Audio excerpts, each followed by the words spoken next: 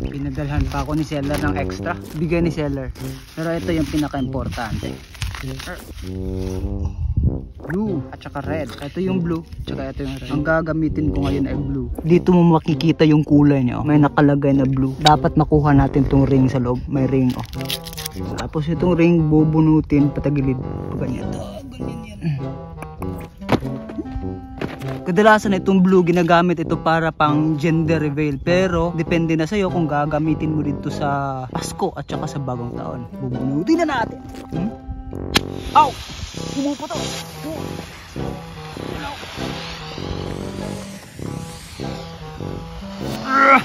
Nangangamoy pulbura.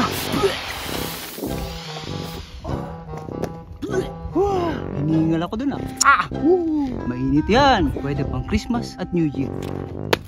Kung nagustuhan mo yun, check mo lang dito sa Yellow Basket kasi marami kang kulay na mapagpipilian dito.